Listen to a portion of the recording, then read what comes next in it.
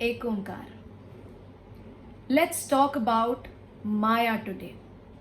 What is Maya? Now, most of us understand Maya to be a kind of wheel that keeps us away from the ultimate truth, an illusionary wheel.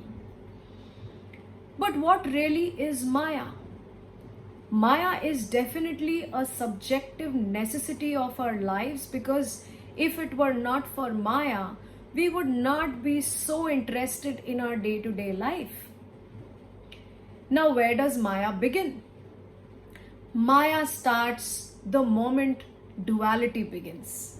And duality begins when Purush becomes separate from Prakriti, masculine from feminine, matter from spirit, and I would say energy from force. Now, Maya is definitely confused by most of us as different forms of life around us or as Brahma. The Upanishads call Maya the golden disc that wields the ultimate truth. And because of this golden wheel, we are never able to see the Hiranyagarbha. We are never able to bask in the glory of our true manifestation. So Maya can be taken as avidya or ignorance, because it is our ignorance that tells us that we are separate from God, that we are separate beings. And due to this reason, we never really want to know our own truth.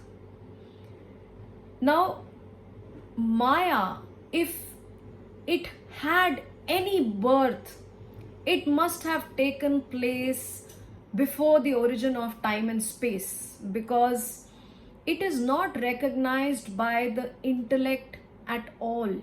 So, definitely, it is something which is coming from beyond time and space zone, and we cannot see creation because of this Maya, and that's why no one is really clear about how the world came into being.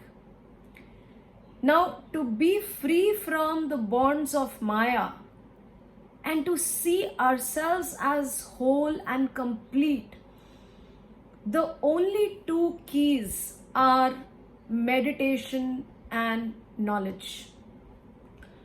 Knowledge is the only way we can break illusion, we can overcome death, and we can perhaps get into a space where we can start seeing beyond death. Maya is the false knowledge which we all should be able to break at some or the other point in time in this very lifetime. We can say that all the false knowledge that Maya gives us of our own being, of our body, is what is causing all the attachment in this world. And unless we break this attachment, we will not be able to see what is so luminous, golden, or filled with light within our own beings. So very important that we all at least begin on the path to keep the allure of Maya away from us. And the best way, as I said, is meditation and Gyan, knowledge. Knowledge regarding your soul will only come when we are first completely aware of our mind.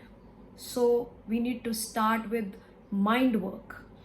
And the basics of mind work are that we need to start witnessing our own thoughts and feelings, and only in that manner will we be able to go somewhere near the Atma Tattva and reside in the heart of our own being. So let's start taking small little steps and let those steps slowly pierce through the wheel of Maya and take us towards pure knowledge or Vidya. Let us start that process from today. Namaskar.